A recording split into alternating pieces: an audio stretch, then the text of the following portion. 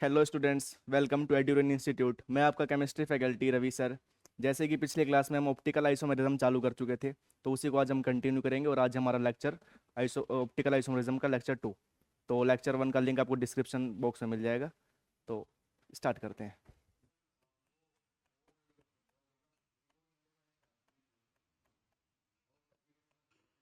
अब देख लो भाई, ऑप्टिकल आइसोमेरिज्म की बात कर रहा हूँ मैं। ऑप्टिकल आइसोमेरिज्म में हमने एक कायरल कार्बन की बात करी थी। ठीक है, किसकी बात करी थी? कायरल कार्बन की। कायरल कार्बन क्या होता है?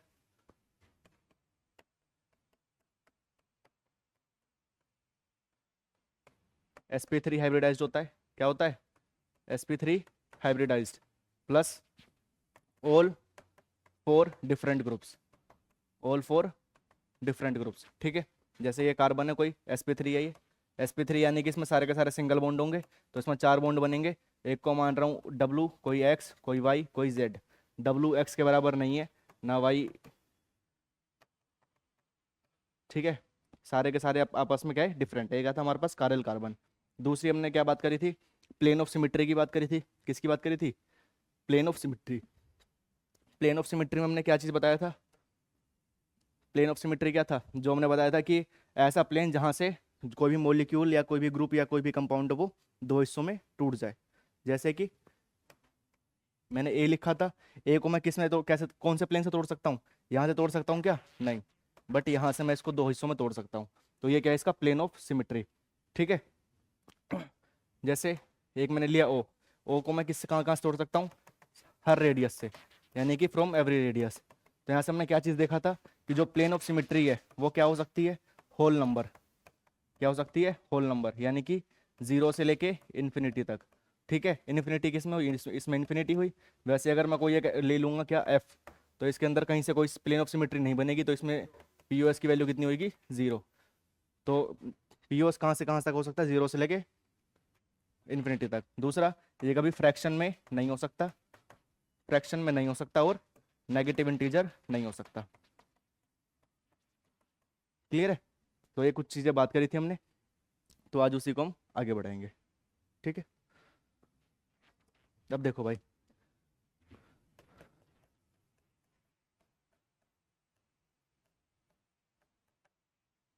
प्लेन ऑफ सिमेट्री, जिसको हम क्या बोलते हैं? P O S. ठीक है। अब क्या देखना है हमें कि प्लेन ऑफ सिमेट्री। अब प्लेन ऑफ सिमेट्री क्या होगा? जो ऐसा कोई प्लेन जहां से दो हिस्सों में बट जाए। जैसे कि मैं कोई एक कंपाउंड लेता हूं, इसमें कोई प्लेन ऑफ सिमेट्री है। क्या है? साइक्लोब्यूटेन। क्या है ये? साइक्लोब्यूटेन। अगर मैं इसको चाहे यहाँ से काटूं 20 से, दो हिस्सों में बढ़ जाएगा। चाहे इसको मैं यहाँ से काटूं, दो हिस्सों में बढ़ जाएगा। हाँ हाँ, इसको मैं ऐसे काटूंगा तो भी दो हिस्सों में, ऐसे काटूंगा तो भी दो हिस्सों में। कोई दिक्कत? ठीक है। मैं लेता हूँ तो अगला कंपाउंड साइक्लोप्रोपेन। ठीक है, साइक्लोप्रोपेन। सारे एंगल क्या होंगे? 60 डिग्री, इक्विलेटरल ट्रायंगल। तो चाहे मैं इसको यहाँ से काटूं, यहाँ से काटूं, यहाँ से काटूं, कोई फर्क नहीं पड़ेगा। कोई दिक्कत? ठीक है। तो अब मैं इसी में बात करता हूँ। एक हमारे पास एक चीज़ पढ़ते हैं हम, wedge and dash projection. Wedge and dash projection. अब वेज एंड डैश प्रोजेक्शन क्या होता है? जैसे उम, उम, उम, उम,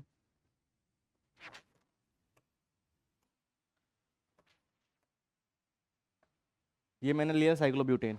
ठीक है, क्या लिया मैंने? ये साइक्लोब्यूटेन। अब साइक्लोब्यूटेन में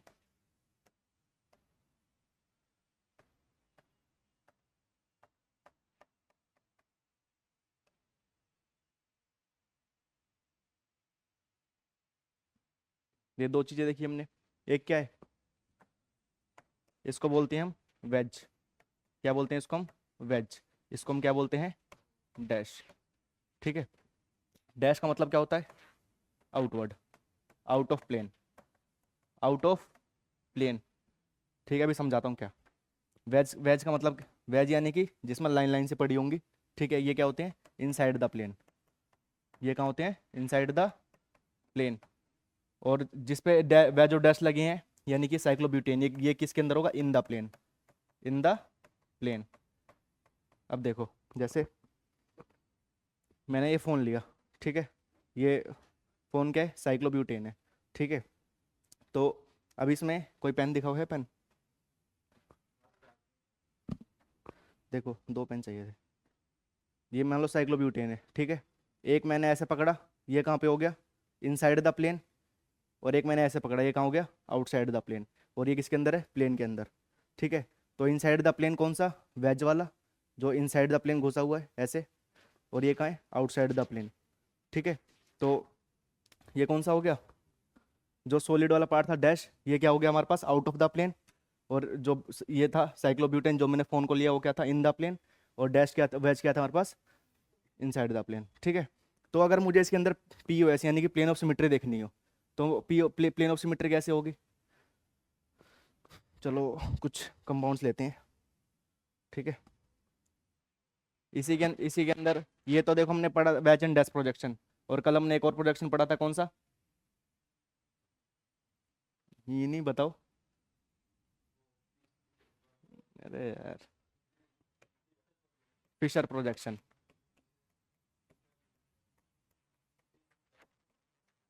ठीक है। फिशर फिशर फिशर प्रोजेक्शन में कैसे होता है कि फिशर प्रोजेक्शन में, अब सुन लो, जहां पर ये कट होगा बीच वाला, ये क्या होगा हमारे पास, कायरल एटम, कायरल कार्बन या फिर कायरल सेंटर, ठीक है। ये क्या होगा, कायरल सेंटर। कायरल सेंटर क्यों होगा, अगर कायरल सेंटर होगा यानी कि बाकी के जो सारे ग्रुप्स हैं वो कौन से होंगे, डिफरेंट, जब भी कायरल सेंटर होगा ये, है ना। यानी कि यहाँ पे मान लो कोई भी एक ग्रुप लगा रहा हूँ मैं, जैसे ए, बी, सी और डी, ठीक है। ये क्या होगा, कायरल सेंटर। तो वैज फिशर प्रोजेक्शन में कैसे था कि जो एटम्स लगे होंगे या ग्रुप्स लगे होंगे, वो कैसे लगे होंगे, दो लगे होंगे वर्टिकल, और दो ग्रुप्स ऐसे लगे होंगे कैसे, हॉरिजॉन्टल, ठीक है। अभी सबके ऊपर क्वेश्चन करेंगे, टेंशन ना लो। क्लियर है, इतनी चीज क्लियर, कोई दिक्कत, ठीक है। अब आगे बढ़ रहे हैं इसी में, क्वेश्चन करो, find plane of symmetry, plane of symmetry.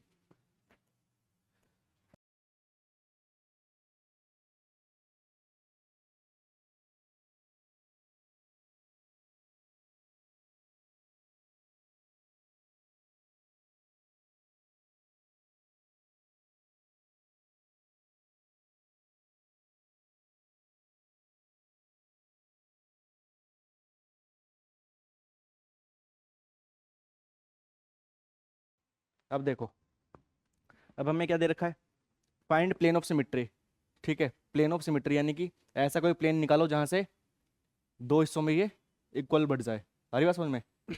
तो अब इसमें क्या हो सकता है, अब देखो, जैसे पहला क्वेश्चन लिया मैंने, इसमें प्लेन ऑफ सिमिट्री कैसे होगी। अब देखो, इसका मतलब क्या है, जो मैंने बना रखा है डायग्राम,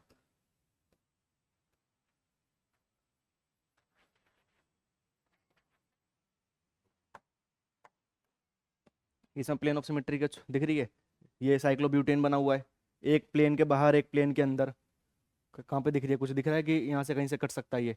अगर मान लो मैं इसको यहाँ से काटता हूँ बीच में से, ठीक है, अगर बीच में से काट रहा हूँ तो क्या हो गया, जैसे मान लो, कुछ भी पकड़ा दो यार, जैसे मान लो ये था, एक ये प्लेन के अंदर एक प्लेन ऐसे, ये है, ठीक है।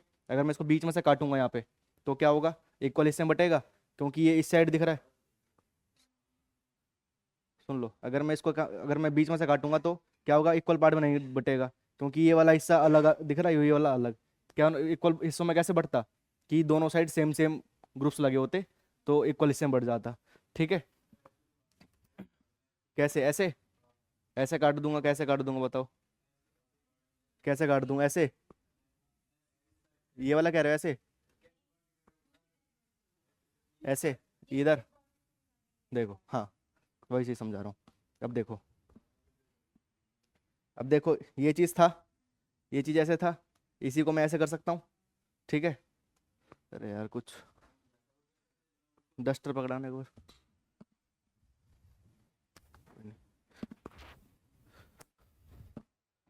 देखो भाई, ये ऐसे है, ठीक है। अब मैं इसको मान लो कि सिंपल ऐसे काट दूं, बिल्कुल ऐसे, ठीक है। हाँ, आ रही बात समझ में, बिल्कुल यहाँ से काट दूंगा ऐसे, तो ये वाला हिस्सा अलग, ये वाला हिस्सा अलग, ठीक है। और एक चीज अभी ध्यान रख लो कि जो भी हम ग्रुप काटते हैं, ठीक है, जो ग्रुप हम काटेंगे या जिस ग्रुप से हम काटेंगे, जिस ग्रुप से हम पीओएस काटेंगे वो ग्रुप हट जाएगा, ठीक है, वो ग्रुप हट जाएगा। अब जैसे मान लो कि अब मुझे ये चीज़ पता चल गया कि यहाँ से मैं इसको काट सकता हूँ, अभी देखा हमने कैसे काट सकता हूँ, ठीक है। अब मैं जब इस चीज़ को काट दूंगा यानी कि पीओएस के लिए ये दोनों ग्रुप्स हट गए, ये दोनों ग्रुप्स हट गए। अब बचा क्या, इक्वल पार्ट ये, इक्वल पार्ट ये। अरे बात समझ में, तो इसके अंदर प्लेन ऑफ सिमिट्री है, कोई दिक्कत? अरे बात समझ में, हाँ हाँ, फिलहाल के लिए ये बताना है कि प्लेन ऑफ सिमिट्री। हाँ, अगले पे आया, अगले को, इसमें क्या है कि ट्राइंगल है ये, मान लो कि ये कोई ट्राइंगल है, ये क्या है, डैश, डैश का मतलब आउटसाइड द प्लेन, यानी कि ये ऐसे लगा हुआ है ना, ये ऐसे लगा हुआ है आउटसाइड द प्लेन, ये मैंने क्या माना, ट्राइंगल। और ये क्या है, डैश, डैश का मतलब आउटसाइड द प्लेन। इसको मैं बिल्कुल ऐसे काट दूं सीधा सीधा, तो इधर से इक्वल पार्ट, इधर से इक्वल पार्ट, है ना। तो यानी कि इसको मैं यहाँ से काट दूं, यानी कि इसके अंदर पीओएस है। वैसे ही सेम इसके लिए, अगर ये ऐसे लगा हुआ है और ये ऐसे, इसको बिल्कुल ऐसे काट दूं, बिल्कुल होगा, यानी इधर ये पीओएस है, प्लेन ऑफ सिमिट्री है, ठीक है। यहाँ पर आए, अब इसमें इसमें समझाया था प्लेन ऑफ सिमिट्री के लिए फिशर प्रोजेक्शन में कैसे काटनी है, बिल्कुल बीच से, जहाँ से भी हमें दिखेगी प्लेन ऑफ सिमिट्री हो सकती है वहाँ से काट दो, क्लियर है। अब मुझे यहाँ पे क्या दिख रहा है, ये एक कायरल एटम, ये एक कायरल सेंटर, ये, ठीक है। तो यानी कि अगर मैं इसको 20 से काटूं, अगर मैं 20 से काटता हूं, तो ओ एच बराबर बट रहे हैं, एच एच बराबर बट रहे हैं, बट यहाँ पर क्या है CH3, यहाँ पे क्या है C2H5, बट ये दोनों बराबर नहीं है, यानी कि यहाँ पर POS नहीं होगा, क्लियर है। अगला, यहाँ पर आए, यहाँ से काटा हमने, OH HH, यहाँ पर CH3, यहाँ भी CH3, यानी कि बराबर बराबर बट रहे हैं, यानी कि यहाँ पर POS है। अगले में आए, यहाँ पर है CH3, ठीक है, इसको 20 से काटते हैं, यहाँ पर क्या H, H यहाँ पर आ गया, लेफ्ट राइट हो गया, यहाँ पे OH left, OH right left हो गया, यानी कि यहाँ पर भी POS, मैंने बोला कि जिस ग्रुप से काटेंगे उस वो ग्रुप हट जाएगा, ठीक है। अब जैसे मान लो कि मैंने इसको ऐसे लिया, ठीक है, अब मैं इसको क्या कर रहा हूँ, इस ग्रुप को मैं ऐसे ऐसे काट रहा हूँ, अगर मैं ऐसे ना काटूँ, अगर मैं वैसे ना काटूँ, अगर मैं सोचूं कि यहाँ से POS लूँ, बट ये ग्रुप तो रह जाएंगे, तो जहाँ से मैं जिस ग्रुप से काटूंगा उस ग्रुप का मुझे मानना है कि वो ग्रुप वहाँ से हट चुके हैं, ठीक है। तो बाकी फिर सारे क्या हो जाएंगे, बराबर बराबर बढ़ जाएंगे।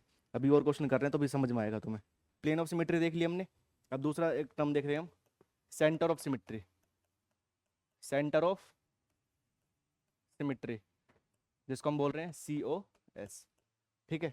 अब सेंटर ऑफ सिमिट्री क्या है कि मान लो कि मैंने कोई भी एक ग्रुप लगाया, ठीक है, ये कार्बन लिया, इसके मान लो कि इधर मैं A, इधर A, इधर B, इधर B, कायरल है क्या ये, कायरल है नहीं है, क्यों, क्योंकि सारे ग्रुप सेम है, मतलब दो सारे सारे डिफरेंट होने चाहिए थे, बट डिफरेंट नहीं है, ठीक है। अब सेंटर ऑफ सिमिट्री क्या होता है, सेंटर ऑफ सिमिट्री ये है कि जहाँ मैं बिल्कुल सेंटर पे आया, सेंटर में ये है, ठीक है, इसके जस्ट सामने ये ग्रुप, इसके जस्ट सामने ये ग्रुप, ठीक है, डिस्टेंस क्या है, सेम, बॉन्ड लेंथ क्या हो जाएगा, बिल्कुल सेम, क्योंकि सेम ग्रुप लगा हुआ है, सेम एटम से जुड़ा हुआ है, ठीक है। तो क्या हो, जब डिस्टेंस सेम हो जाए और यहाँ से आगे गया तो इधर सेम और इधर से इधर सेम, यानी कि आपस में क्रॉस कर रहे हैं, यानी कि ये वाला डिस्टेंस इसके बराबर, ये वाला डिस्टेंस इसके बराबर, तो ये क्या हो गया, इसका सेंटर ऑफ सिमिट्री, क्लियर है, क्या हो गया इसका सेंटर ऑफ सिमिट्री। जैसे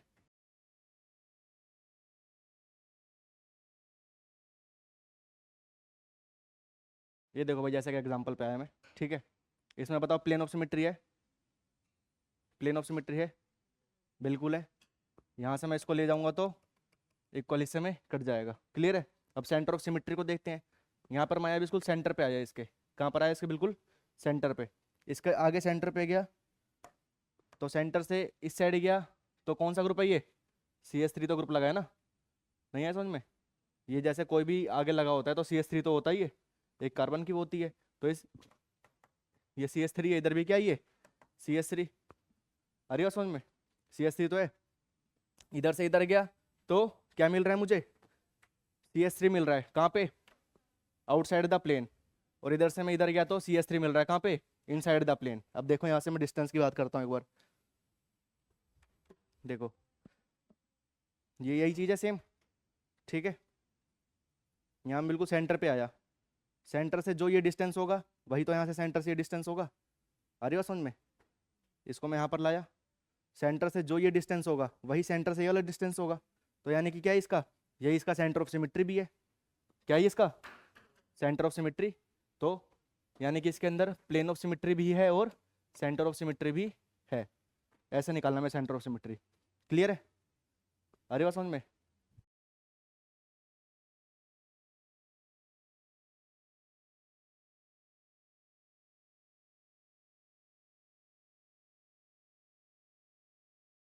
ठीक है, अब इसका मतलब कि जैसे ये है वैसे एक ग्रुप लिया मैंने, ठीक है। एक साइड पीएच ऊपर, पीएच कहाँ है ऊपर, यानी पीएच ऊपर, और नीचे क्या है हाइड्रोजन, यानी कि एक साइड क्या लगा है पीएच और हाइड्रोजन, ठीक है। देखो समझ में, जो ये वेज डैश की जगह मैंने क्या लिख दिया, ऐसे बना दिया, ठीक है। एक साइड पीएच ऊपर हाइड्रोजन नीचे, इधर आया तो CS3 ऊपर हाइड्रोजन नीचे, इधर आया तो पीएच ऊपर हाइड्रोजन नीचे, इधर आया तो CS3 नीचे और हाइड्रोजन ऊपर। आ रही हो समझ में। अब देखो अभी मैंने क्या चीज़ समझाई थी, एक चीज़ समझाई थी कि जिस ग्रुप से काट दो, जिस ग्रुप से प्लेन ऑफ सिमेट्री काट दो उस ग्रुप को हमें नहीं मानना। अगर मान लो कि मैं यहाँ से काट रहा हूँ, ठीक है, तो यानी कि पीएच और एच वाले जो ग्रुप हैं वो नहीं मानने, वो नहीं मानने, तो बिल्कुल इक्वल इक्वल डिस्ट्रीब्यूट हो गया, नहीं हुआ। क्यों, क्योंकि यहाँ पे CS3 ऊपर है, इधर CS3 नीचे है, प्लेन ऑफ सिमेट्री यहाँ पर नहीं हुई है। अरे बात समझ, दिमाग सही लगाया बट थोड़ा सा गलत हो गए। गुड। अब देखो यहाँ से कटोगे, इसलिए मैंने इसको ऊपर नीचे करा था, मुझे जानता था थोड़ा बहुत तुम करोगे दिमाग लगाओगे ठीक है। तो अब यहाँ से मान लो इस यहाँ से मैं लाया प्लेन ऑफ सिमेट्री काटने के लिए, तो पीएच ये वाले ग्रुप तो कट गए, बचा कौन सा, ये और ये। यहाँ पर CS3 ऊपर है, इधर CS3 नीचे है, बट अब प्लेन ऑफ सिमेट्री यहाँ पर नहीं है। क्यों, क्योंकि दोनों बराबर होने चाहिए थे। आ रही बात समझ में। अगर मैं सोचता हूँ कि इसको मैं यहाँ से काट दूँ तो CS3H वाले ग्रुप कट गए, बट यहाँ पर पीएच ऊपर, यहाँ पर पीएच ऊपर, यहाँ प्लेन ऑफ सिमेट्री निकल गई। ठीक है, कहाँ से निकल गई प्लेन ऑफ सिमेट्री, इस वाली पोजीशन से। पीओस यहाँ पे है, यहाँ पे पीओएस है, बताया ना पीओएस के लिए क्या होल नंबर होता है, 0 से लेके इन्फिनिटी तक। अब पीओएस देख लिया, अब देखना हम COS देखना है, centre of symmetry, centre of symmetry. यहाँ आया सेंटर पे, ठीक है, यहाँ सेंटर पे आया, इस सेंटर से इधर आया तो पीएच और एच वाला ग्रुप। अब इसमें देखो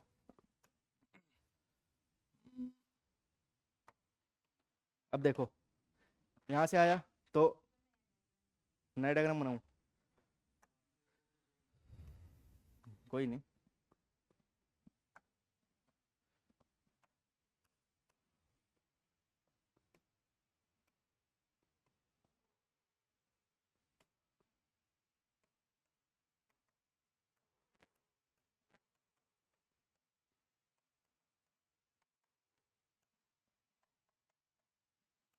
ठीक है, वहाँ पे देख लिया कि मैं वहाँ POS है, POS के लिए मैं कोई दिक्कत नहीं। अब COS देखना है, COS के लिए कहाँ पर आएंगे, बिल्कुल सेंटर पे, बिल्कुल सेंटर पे आ गए। सेंटर से हम कहाँ गए, यहाँ CS3, इधर आए तो CS3, लेकिन कहाँ पे है, एक ऊपर है और एक नीचे। यहाँ पर COS है, सेंटर ऑफ सिमेट्री, बोलो है। अब क्यों है वो देखो, अभी मैंने चीज़ समझाई थी, क्या समझाया था, नहीं नहीं देखो यार इधर देखो, देखो समझना जरूरी है भाई, क्योंकि ना ऑप्टिकल बहुत इंपॉर्टेंट टॉपिक होता है नीट और जेई के पॉइंट ऑफ व्यू से।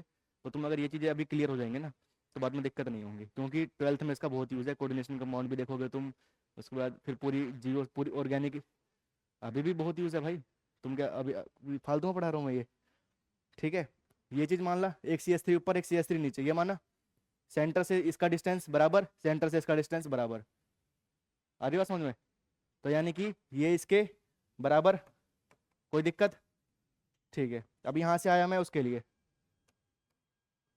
यहाँ पर आया पीएच, यहाँ पर भी पीएच, दोनों ऊपर ऊपर ही हैं तो कोई कोई फर्क वैसे भी नहीं पड़ना, यानी कि यहाँ पर COS भी। अब एक्चुअली में टॉपिक क्या था हमारा, optical isomerism, optical isomerism topic था, ठीक है। सुन लो, अब हमने सबसे पहले दिन हमने एक एक्सपेरिमेंट पढ़ा था, पोलैरिमीटर एक्सपेरिमेंट, ठीक है, जिसमें ऑर्डिनरी लाइट को हम किस में डालते थे, निकोल प्रिज्म में, निकोल प्रिज्म से किस में कन्वर्ट होता था, प्लेन पोलराइज्ड लाइट, फिर वहाँ से ऑर्गेनिक सॉल्यूशन में डालते थे, फिर ट्यूब से अगर वो डेविएट हुआ तो ऑप्टिकली एक्टिव था, और डेविएट नहीं हुआ तो ऑप्टिकली इनएक्टिव था। अगर क्लॉकवाइज हो रहा है तो डेक्स्ट्रो रोटेटरी, और एंटी क्लॉकवाइज हो रहा है तो लीवो रोटेटरी। इतनी चीज़ क्लियर थी। बट अब हम हर कंपाउंड को तो पोलैरिमीटर एक्सपेरिमेंट में नहीं डाल सकते, ठीक है, लाखों कंपाउंड है, अब हर किसी को पहले प्रिज्म में डालो फिर इसमें डालो, तो वो चीज़ तो हम नहीं कर सकते, ठीक है। तो उसके लिए छोटी सी एक चीज़ है, क्या कि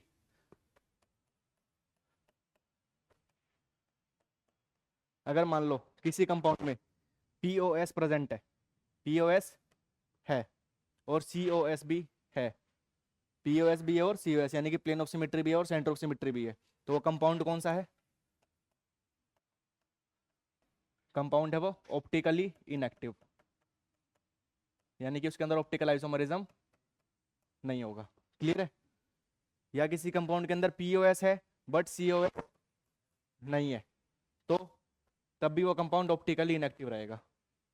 अगला अगला क्या हो सकता है कि ये चीज ना हो और सीओएस हो, तब भी कंपाउंड ये ऑप्टिकली इनएक्टिव रहेगा, यानी सुन लो, हाँ, और लास्ट में क्या हो सकता है कि दोनों ही ना हो, ठीक है, तो इसमें क्या होगा? Optically active.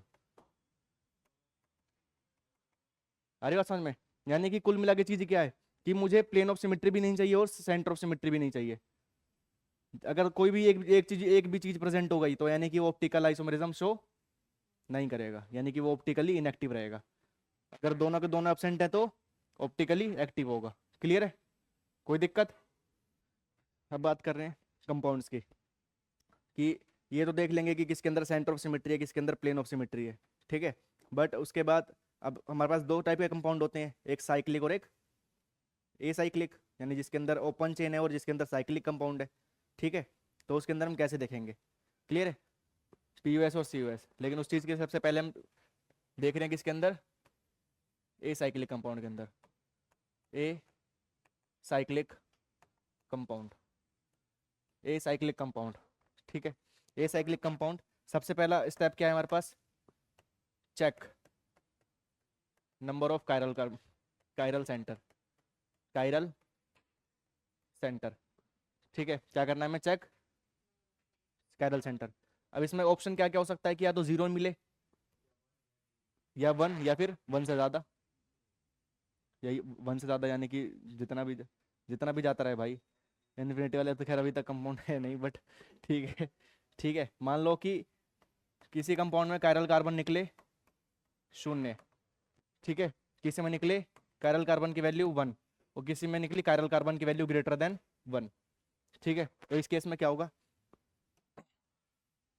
अब देखो, अगर कायरल कार्बन की वैल्यू 1 होती है, चाहे कोई सा भी कंपाउंड हो, ए साइक्लिक कंपाउंड हो चाहे साइक्लिक कंपाउंड हो, कायरल कार्बन की अगर वैल्यू कितनी है? 1, यानी कंपाउंड जो है ऑलवेज ऑप्टिकली एक्टिव, ठीक है।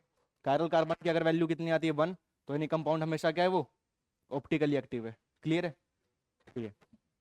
अगर कायरल कार्बन की वैल्यू कितनी आती है? Greater than 1। क्या आती है?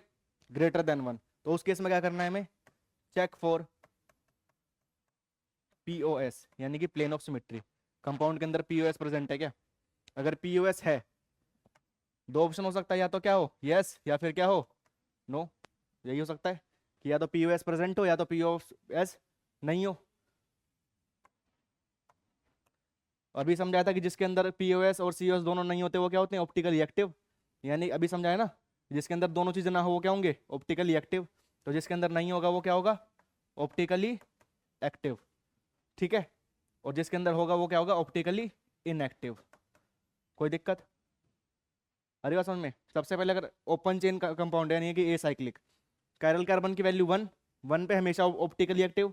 अगर 1 से ज्यादा है तो check for plane of symmetry. क्या चेक करना है हमें? Plane of symmetry. अगर है तो ऑप्टिकली इनएक्टिव और नहीं है तो ऑप्टिकली एक्टिव। अब एक केस आता है हमारे पास, क्या? कायरल कार्बन की वैल्यू क्या है? 0, ठीक है। फिलहाल ये अभी तक हमारे केस में है नहीं, ठीक है, बट फिर भी हम कुछ क्वेश्चन कर लेंगे। और ये किस में आते हैं? स्पेशल केसेस में आते हैं, किस में आते हैं ये? स्पेशल केसेस में। स्पेशल केसेस कौन कौन से? एक होता है कम्युलिन्स, पढ़ेंगे अभी हम क्या होता है, और बाइफिनाइल्स। ठीक है, आ रही बात समझ में? बट तुम्हें 95% क्वेश्चन कहाँ मिलेंगे? यहाँ से और यहाँ से। कोई दिक्कत? और अगर यहाँ से क्वेश्चन मिलता है कायरल कार्बन की वैल्यू जीरो वाला, अगर कायरल कार्बन की वैल्यू जीरो वाला क्वेश्चन मिलता है तो वहाँ पे ये कम्युलिन्स और बाइफिनाइल्स के क्वेश्चन नहीं मिलेंगे, वहाँ नॉर्मल होगा। यहाँ पे हमें सिर्फ क्या करना होगा, देख लो, अगर if special cases not present, ठीक है, तो चेक फॉर पीओएस। पीओएस अगर होगा या तो नहीं होगा, और नहीं होगा तो ऑप्टिकली एक्टिव, और होगा तो ऑप्टिकली इनएक्टिव। क्लियर है? इतनी चीजें थी। अगर इस कायरल कार्बन की वैल्यू जीरो वाला केस आता है, ठीक है, तो ये जो दो केसेस हमें बहुत कम मिलेंगे, बट और मिलेंगे कौन से? ये वाले मिलेंगे, ठीक है, और जिसमें कम्युलेंस और बाइफिनाइल्स नहीं होगा। क्लियर है? उस केस में हमें क्या करना है? Check for plane of symmetry, POS. सिम वही चीज, अगर होगा तो ऑप्टिकली इनएक्टिव, नहीं होगा तो ऑप्टिकली एक्टिव। अभी देख चुके हैं जिसके अंदर दोनों चीज नहीं होती है वो क्या होते हैं? ऑप्टिकली एक्टिव होते हैं। क्लियर है? आ रही बात समझ में? नोट करो, जब क्वेश्चन कर रहे हैं तभी समझ में आएगा।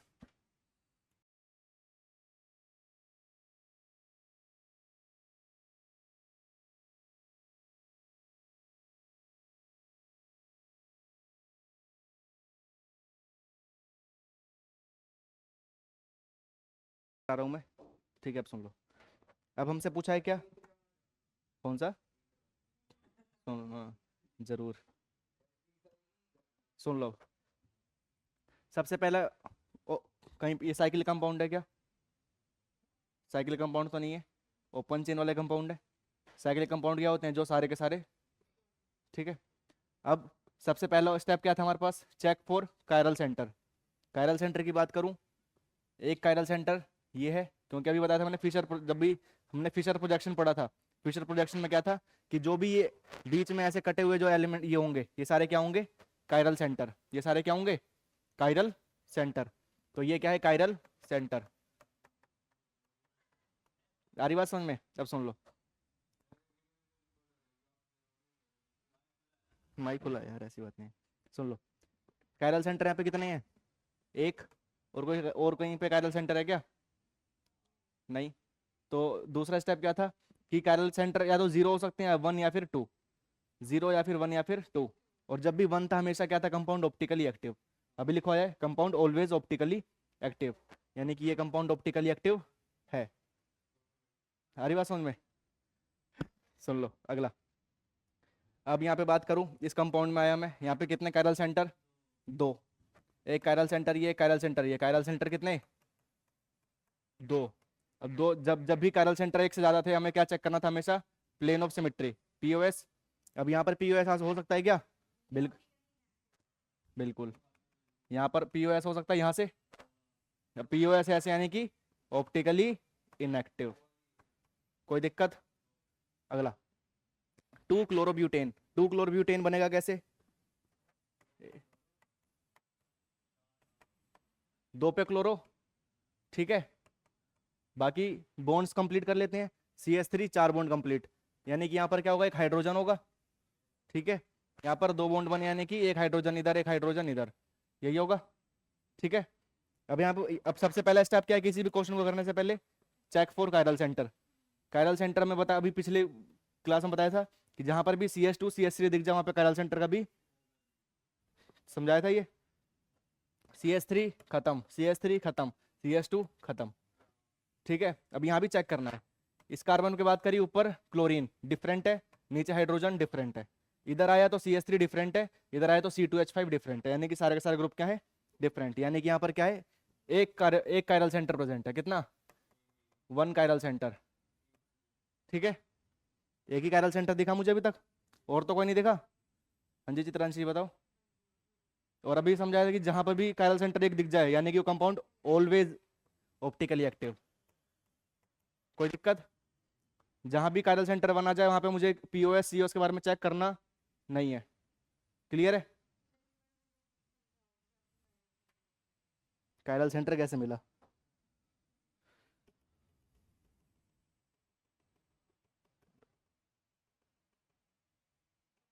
देखो कायरल सेंटर के लिए क्या चाहिए होता है, एक कार्बन होता है, ठीक है, उसके ऊपर सारे ग्रुप क्या होने चाहिए, डिफरेंट होने चाहिए। जैसे मान लो किसी पे एच लगा है, कहीं सी एल, कहीं पे मान लो बी आर, कहीं पे आई, सारे के सारे ग्रुप क्या है, डिफरेंट। और पहली और दूसरी पहली चीज क्या होनी चाहिए कि ये क्या होना चाहिए, sp3 हाइब्रिडाइज्ड। sp3 हाइब्रिडाइज्ड यानी कि सारे के सारे सिंगल बॉन्ड होने चाहिए, कोई भी डबल बॉन्ड नहीं होना चाहिए, ठीक है। और अगर मान लो कहीं पे मैं ये लगा दूं CH3 CH3, ठीक है, ये तो अगर इस कार्बन पे आऊंगा मैं तो यहाँ पे 3 हाइड्रोजन के बॉन्ड बन गए, यानी कि सारे बॉन्ड तो डिफरेंट है नहीं, यानी कि कायरल होगा नहीं, ठीक है। और वैसे ही मान लो कि अगर मैं कहीं पे ऐसा बना दूं CH3 CH2 CH3, ऐसा बना दूं कहीं पे, ये चीज़ तो समझ आएगा कि CH3 वाला होगा नहीं, क्योंकि यहाँ पे 3 हाइड्रोजन लग गए तो वैसे ही खत्म। यहाँ पर है CH2, यानी कि एक हाइड्रोजन ऊपर एक हाइड्रोजन नीचे, और एक CH3 इधर एक CH3 इधर, 2 हाइड्रोजन के ग्रुप हो गए, यानी 2 सेम हो गए, यानी कि ये भी कायरल हो सकता है, यानी कि सारे के सारे क्या चाहिए, डिफरेंट, ठीक है। और जो ये वाला केस लिया मैंने, इसमें क्या होगा, यहाँ पे C के साथ 3 H है, नहीं होगा, C के साथ 2 H है, नहीं होगा, C के साथ 3 H नहीं होगा, यहाँ पे C के साथ 1 H है, ठीक है। ऊपर आया तो एक Cl है, 2 अलग ग्रुप हो गए, इधर आए तो CH3 है, अलग ग्रुप हो गया, इधर आए तो CH2 और CH3 यानी कि C2H5, इधर C2H5 है, इधर CH3 है, इधर Cl, इधर H, यानी कि सारे ग्रुप क्या है, अलग। एक कायरल सेंटर यानी कि ऑप्टिकली एक्टिव। क्लियर है। अगला क्वेश्चन, ये बताओ भाई। बहुत बढ़िया। अब सुन लो, कितने कायरल सेंटर है यहाँ पे, 3, ठीक है। ये चीज अभी ये चीज समझेंगे कि बीच वाला होता है सूडो कायरल सेंटर होता है, वो बाद में समझेंगे, बट फिलहाल के लिए क्या है, 3 कायरल सेंटर है, यानी 3 कायरल सेंटर होते ही check for POS, check for POS. अब अगर मैं यहाँ से काटूं तो ये ज्यादा हो जाएंगे, ऊपर कम ये नहीं होगा, यहाँ से काटूं तो भी नहीं होगा। अगर मैं 20 से काटता हूँ, यहाँ 20 से, अभी समझाया कि मैं जहां से काटूंगा वो सारे ग्रुप आइटम्स हट जाएंगे, यही बोला मैंने। तो अगर मैं 20 से काटा तो HOH CH3 बिल्कुल बराबर कट गए, यानी कि यहाँ पर POS है, और POS है यानी कि ये क्या है, कंपाउंड ऑप्टिकली इनएक्टिव। कोई दिक्कत। और जो है मैंने ये लिखा था ना, which of the following compounds are chiral, chiral, तो इससे मत समझना कि कायरल मतलब क्या। तो अगर जहां पर भी कायरल लिखा हो या कायरल कंपाउंड लिखा हो, कायरल मॉलिक्यूल या फिर ऑप्टिकली एक्टिव, दो सारे के सारे क्या होते हैं, सेम। क्लियर है। तो जहां भी कायरल होता है वो उसका मतलब क्या होता है, ऑप्टिकली एक्टिव। अब देखो, अब यहाँ पर मैंने बात करी किसकी, ए साइक्लिक कंपाउंड की।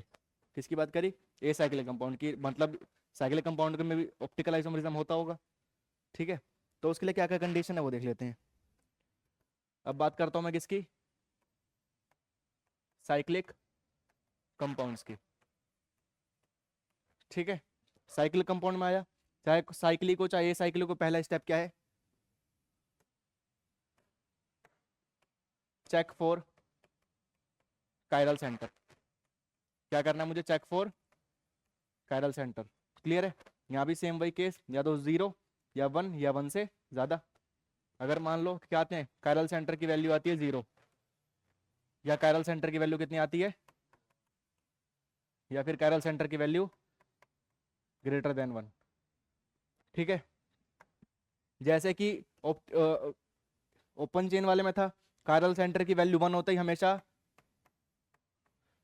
ऑलवेज ऑप्टिकली एक्टिव, वैसे ही साइक्लिक कंपाउंड में भी होगा, जहां भी कायरल सेंटर की वैल्यू 1 ऑप्टिकली एक्टिव हमेशा, POS COS चेक करने की जरूरत नहीं है।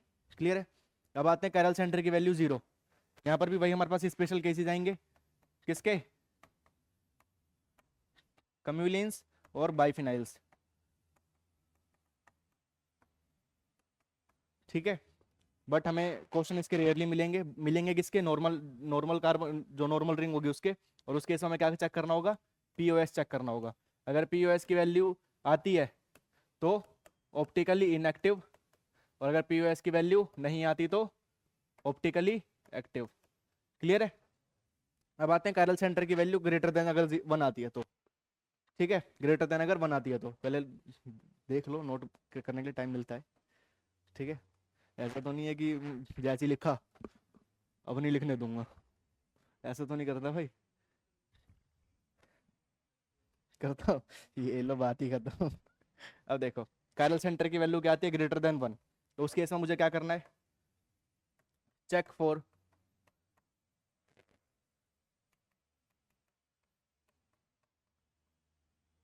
मुझे क्या करने, कार्बन के अंदर जितने ओ रिंग के अंदर जितने कार्बन है वो चेक करने हैं, रिंग के अंदर जितने कार्बन है वो चेक करने हैं। ठीक है, अगर odd odd number of carbon है, या तो क्या हो सकता है इवन नंबर। अगर साइक्लोपेंटेन की बात करूं, 5 कार्बन यानी कि ओड, साइक्लोहेक्सेन यानी कि 6 कार्बन यानी कि इवन। क्लियर है? हाँ, तो अगर या तो ओड होगा या फिर क्या होगा, इवन होगा। अगर ओड है तो मुझे सिर्फ पीओएस चेक करना है। क्या चेक करना है? पीओएस। और अगर इवन है तो मुझे वहां पे पीओएस और सीओएस दोनों चेक करने हैं। क्लियर है? अभी समझाया था कि पीओएस अगर होगा तो ऑप्टिकली इनएक्टिव और नहीं होगा तो ऑप्टिकली एक्टिव। ठीक है, यहां पर आऊं तो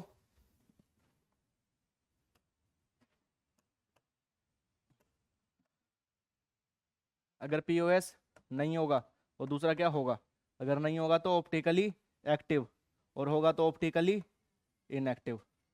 और इसमें इवन वाले में अगर अभी समझाया था कि क्या दोनों चीजें नहीं चाहिए मुझे, अगर पीओएस और सीओएस दोनों नहीं है, अगर दोनों में से कोई भी है तो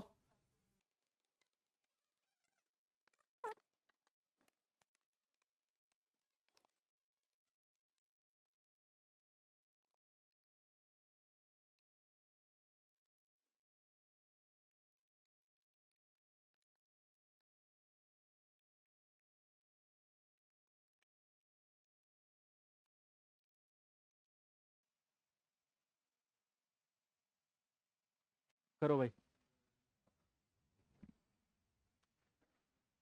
विच of the following compound is chiral? Chiral compound पूछा, कायरल यानी कि कायरल का मतलब ही है कि ऑप्टिकली एक्टिव। हाँ, देखो कायरल जहाँ भी लिखा हो ना, मैंने तो यहाँ पे लिखा है, तो कायरल का मतलब भी समझाया मैंने कि जहाँ भी कायरल लिखा हो, कायरल का मतलब है ऑप्टिकली एक्टिव, और ए कायरल का मतलब ऑप्टिकली इनएक्टिव। क्लियर है?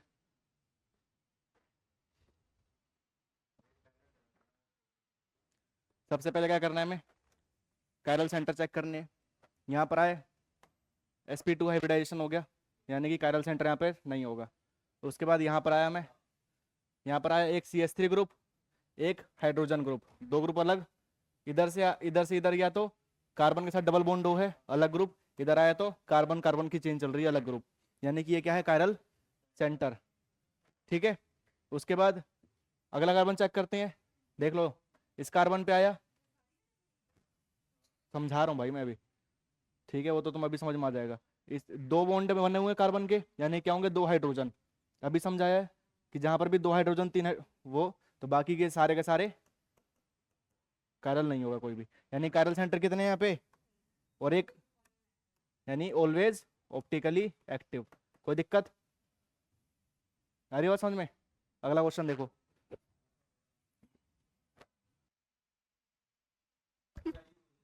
गोलमाल गोलमाल चल रहा है यहाँ पे, ओए।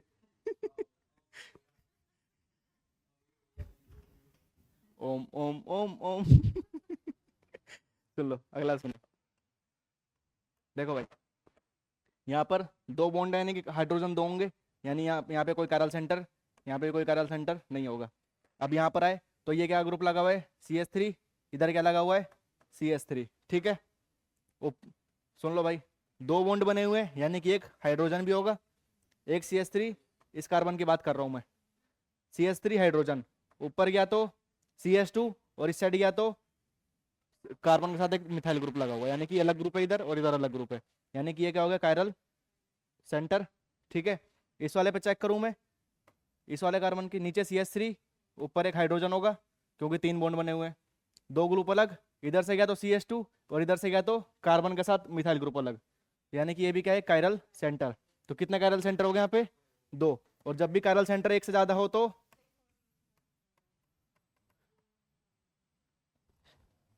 अब यहाँ पे कितने, इवन इवन कार्बन है, साइक्लोब्यूटेन है, यानी कि रिंग में कितने कार्बन, चार। यानी पीओएस और सीओएस दोनों चेक करने हैं। अब आते हैं पीओएस पे। अब देखो भाई, पीओएस, सुन लो सुन लो, पीओएस के लिए क्या चाहिए मुझे। अब दोनों साइड क्या बने हुए, डैश, ये डैश बने हुए हैं। डैश मतलब, डैश है ना ये, और डैश यानी कि आउट ऑफ द प्लेन। यानी आउट ऑफ द प्लेन कैसे, कुछ ऐसे। ठीक है, इसको मैं कहाँ से काटूं कि ये बीच में से बिल्कुल काट दूं, हो जाएगा बराबर बराबर, आ रही बात समझ में। तो इसको मैंने कहाँ से काट दिया, यहाँ बीच में से, बराबर हो गए दोनों, यानी कि यहाँ पर POS है, आ रही बात समझ में, POS यहाँ पर है। और एक चीज समझाई थी कि जहाँ पर POS और COS में कोई भी एक हो वो क्या हो जाता है, ऑप्टिकली इनएक्टिव।